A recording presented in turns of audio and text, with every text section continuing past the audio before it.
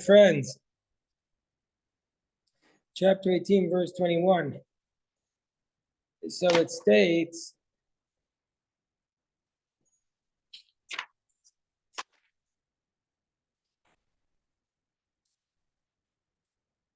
Asher yidaber Navi b'shem Hashem. So if you're going to say, if you say in your heart, how we know if this person is a false prophet or a true prophet? Rashi says, then in the future you're going to say,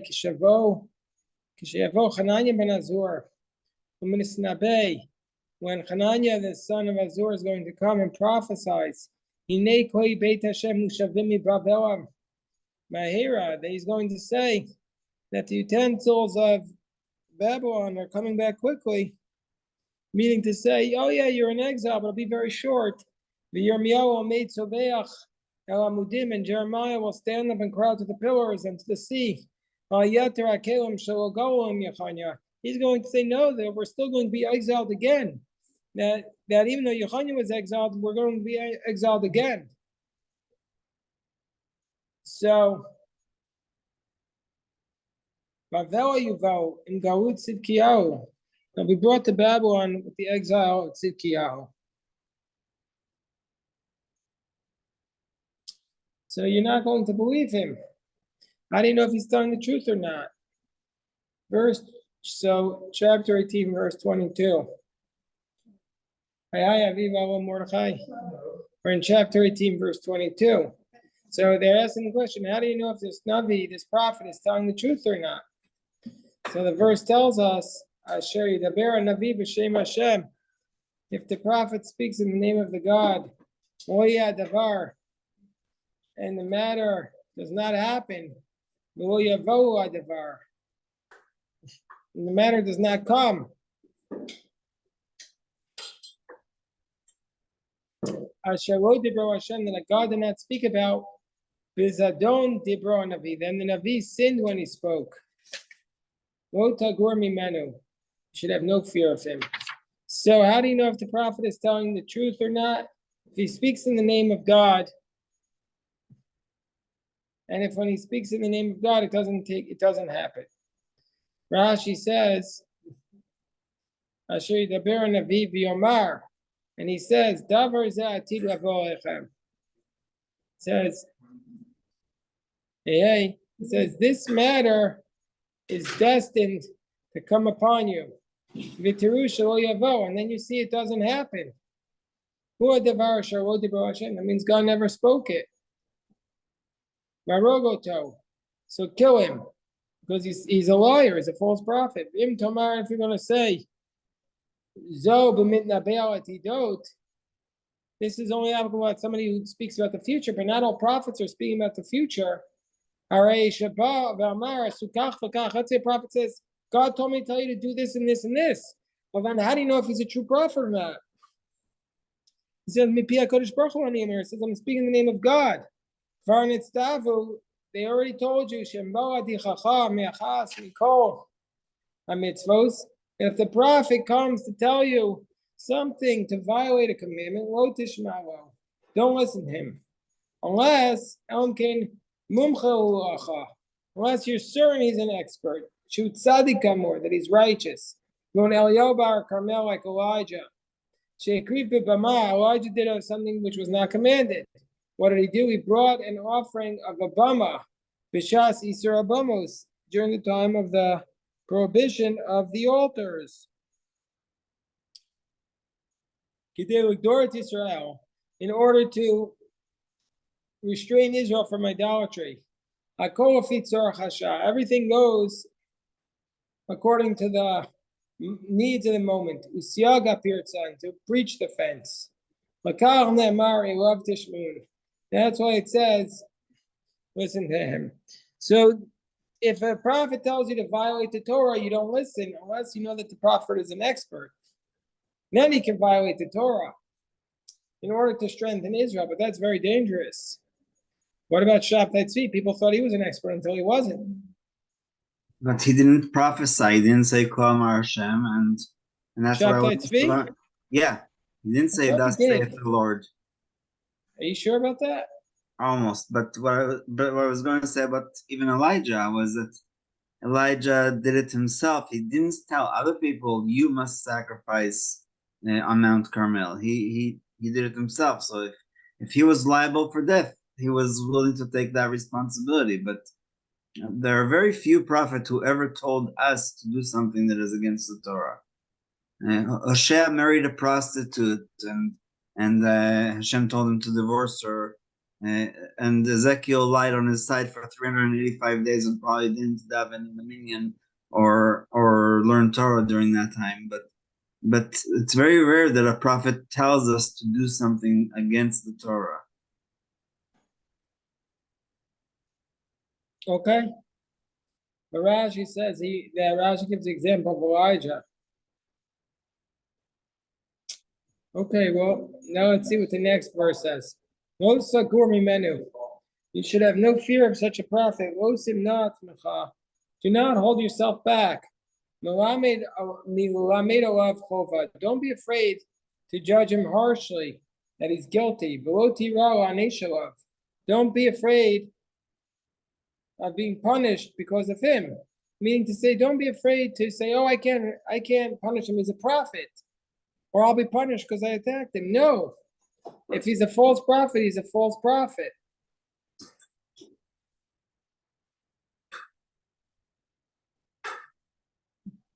So sweet. Okay. Then the verse says, "Ki yachrit Hashem Elokecha es hagoyim asher Hashem Elokecha noten lecha es artzam."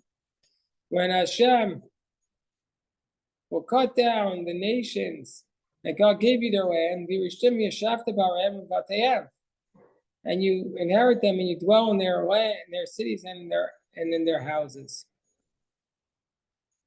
Shalosh arim tavdilach. You separate 3 cities b'toch artzacha in your land asher Hashem Elokecha noten lecha l'rishta, that Hashem is giving to you as an inheritance. Rashi says, "Tachin lecha derech." Prepare your journey. Divide your end into 3. Asher yanchilcha Hashem Elokecha, that Hashem will bequeath you. So every murderer will run away there. So you have to make these cities of refuge, but divide the land into 3, so they have a chance to get there. Rashi says, "Tachilcha derech miklat miklat haya katuv al parshat hadrachim." When they have a crossroads, you have to write miklat miklat. So Rabbi Yosef, this is the case. Judah, you just came back from Israel. Do you ever see a sign that says miklat miklat? For sure, it's all over the place. They're quoting from this Rashi, miklat miklat. Did you ever see that, Judah? Yep. Yeah, see, they're following the Rashi. Of course, they don't mean the city of refuge. They just mean a bomb shelter. And we see from here that if we don't do what the Torah tells us, we'll do it another way.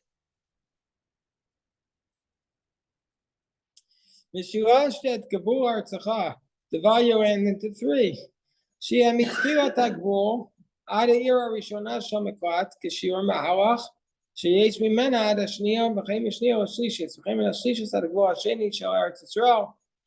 basically divide into 3 equidistant portions to go from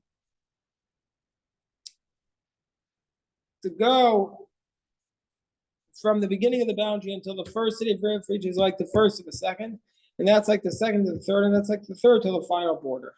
So you have 3 cities, and they're all equidistant from each other.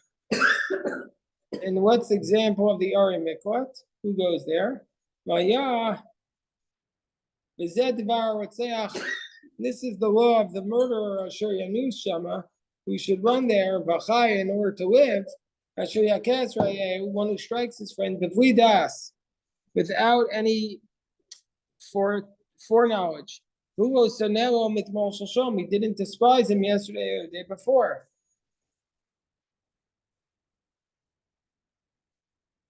Asher Yavos Rayeh Bayar, he comes upon his friend in the forest, lachatov eitzim, to chop the wood. V'nitche, he comes with his friend into the forest to chop wood. V'nitche yado bagarzen, v'chrota eitz, and his hand swings with the axe to cut the wood, and the iron falls off of the axe, and then it strikes his friend and he dies. That person is allowed to go to the city of refuge. The guy who comes into he likes his friend. He comes into the forest with his friend to chop wood. In chopping the wood, the iron falls off the axe and kills his friend. He has to run to the city of refuge. Rashi says, and his hand swings. Rashi says, when it comes to make the axe fall, when he brings the axe down onto the tree, that's when the iron falls off. The Targamo v'titmereg yedei was shown his hand will shift. To make the axe fall on the tree. Ki shamtu Tergim Yonasan Arim Agui Turya. Yonasan translates it as Kishamtu Abakar as Arim Rogayu Turaya, meaning to say, for the cattle shifted it. Vinashal Barzel, so he's bringing his arm down, but not if he's bringing his arm up. That would be an ones. That would be exempt from having to go to the city of refuge.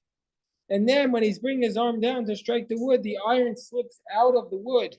Yeshmi Rabbeinu Omrim Nishmana Barzel Mikato. So some say that the iron fell out of its wooden handle. Yeshmi Omrim Sheyishala Barzel Chaticha Mena'etza Mitbakeya. And others say, no, it wasn't. That's not what happened. What happened was that the iron, he brought down the axe on the tree, and the iron of the axe caught a piece of the wood that was being chopped, being its son. The wood splintered out and killed the man. Like a ricochet? What? Like a ricochet? A ricochet? No, of the wood. Meaning a splinter of wood flew off and killed him? That's exactly what happened. So there should be a measurement, not like we learned in Masai.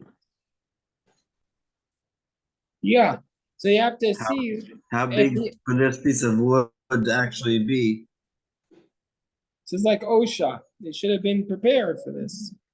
So if you didn't flee to the city of refuge, if the axe flew off, it's a neighbor, is there the transcendent family would kill the guy, or is that why? I mean, this is obviously an accident, a terrible accident. But if he didn't flee to the city of refuge, you say that. If he doesn't flee to the city of refuge after he's done this, then the family kill him or something, take revenge. Yeah, you should kill him. Question if they're allowed to or if they're obligated to. But yeah, they would avenge the blood. That's what it says right here. That's the next verse. If they don't do it, if he doesn't run to the city, pet your dove, goel adam. If he doesn't do that, then the blood avenger should run after him. Pet your dove, goel adam, because his heart is hot. Go and he overtakes him. Because it's too long to get to the city of refuge. Nefesh, and he strikes him. And this man is not liable for death. Because he didn't hate him yesterday. It wasn't a premeditated murder. It was manslaughter. So Rashi says, "Ben Yodov Goel Adam." That's why I say, to prepare for yourself the way, to prepare many cities of refuge. So we have to make it accessible to save him. Rashi says, the next passage, more therefore I command you, saying, you should separate 3 cities. And if God expands your borders, like he swore to your fathers, And he's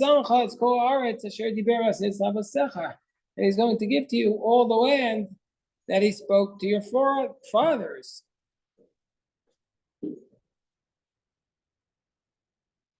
She says, if God expands the land, like he promised to give you the Canaanites, all these different lands. Jerry has a question. Oh, yes, Jerry. God promised that the borders would extend all the way to the Euphrates River in Iraq. Now, in this pasuk, is he saying, Rashi is talking about the Kenites, the Kenizzites, and the Kadmonite. They're already incorporated in the land that extends all the way to the Euphrates River. So why does Rashi talk about these three tribal areas that are already in the extended boundaries of Israel? So the footnote here explains it. They say, see Genesis 15:19, which that talks about the very big boundaries that are being given to Abraham, but they didn't conquer all these lands because they were not conquered by the Israelites when they entered Canaan. So they didn't conquer these people right away. When they conquer them, they have to add more cities of refuge. That's what Rashi's saying. When you expand your border, you have to add more cities of refuge. So you're saying that really,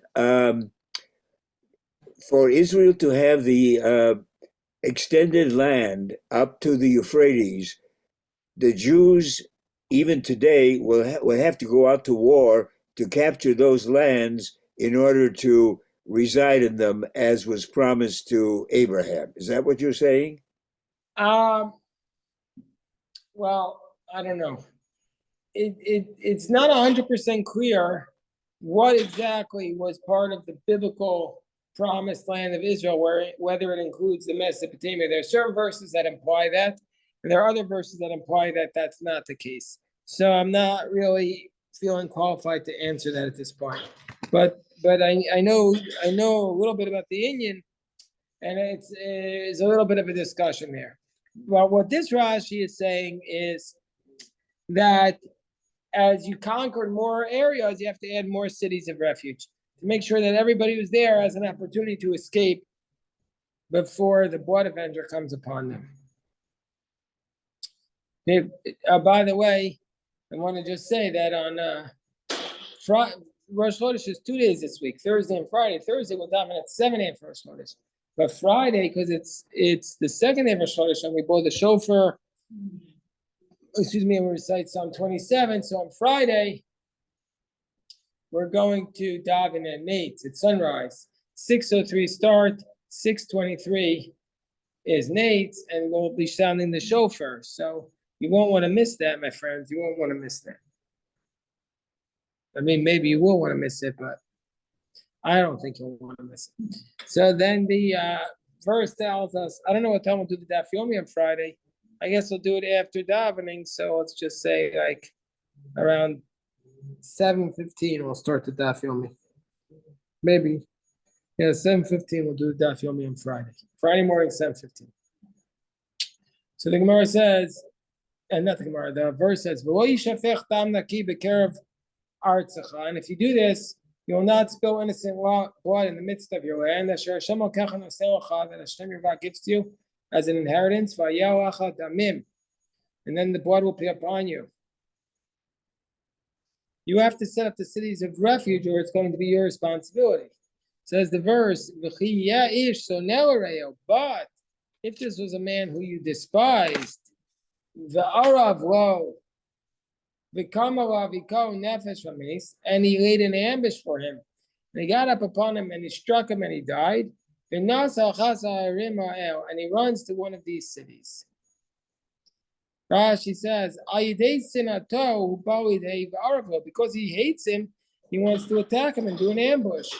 From here we say, if a man violates a minor sin, sofa avoro mitzvah chamor. In the end, he'll violate a stringent sin. Meaning to say, because he violates the prohibition of hating his brother, because he violates the prohibition of hating his brother, in the end, it leads him to murder. That when you despise your friend and you actually kill him. So if you hate someone, you'll come to do even worse things to them. Because then why does it have to make sure to say that it's you hate the person? Could have just said you line in ambush and kill the person. It's teaching us that from this minor sin of hatred comes this major sin of murder. That if you violate a minor sin, in the end, you'll violate a stricter sin.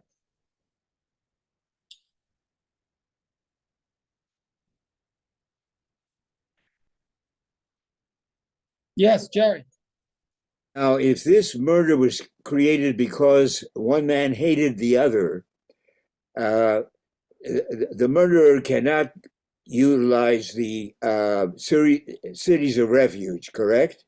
Well, it's exactly what the verse just says now. If he despised them, then the elders of the city have to send and take him from the city of refuge, and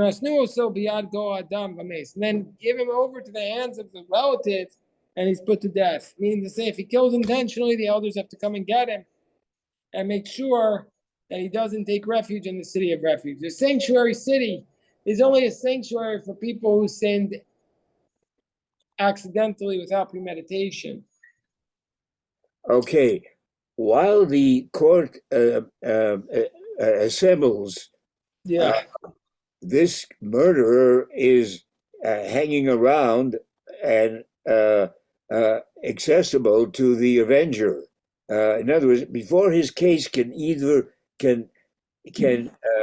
be adjudicated in a court, the killer could be killed by the avenger.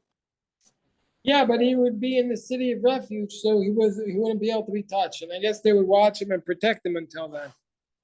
The avenger, yeah, it's a good point, but the avenger can't attack him until he gets a verdict. And then he would only attack him under the context of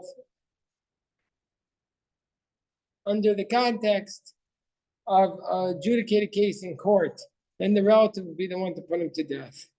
So I see. So the murderer rushes immediately to the city of refuge, and the court case takes place in that city of refuge. Well, that's another good question. No, I don't believe that the court case would take place. It says here in the verse, the elders of the city would send for him and take him from there. Presumably, they would escort him from the city of refuge. Okay, very, very good questions, Jerry. Because they would have to determine if it was in hate or innocent. Right, they have to determine the facts. Then it says, Lo sachos eincha alav u'v'yarta dam anakim yisrael v'tovach. Do not let your eyes have mercy upon him. You shall wipe out and you shall remove the innocent blood from Israel, and it shall be good for you. What does it mean? Do not pity him. Shalotomar Harishon Kvar Ne'arag. Lamanu Argim Zetzev. Don't say, why should we kill another man? One man was already killed. Now, why should we do the death penalty? Then we'll end up killing two people. Don't say that. Don't have pity on this murderer. Now we come up to a very, very famous verse. It's still a lot of modern implication. It's called this is the concept of hasagas kavul. Every so often you hear that there's a supermarket, a pizza store, a bagel shop in town, and somebody wants to open up a kosher shop right across the street, and they don't allow it. The rabbis won't give it a hashgacha because they say hasagas kavul. You're encroaching on the first man's business. Did they stop Shaul's?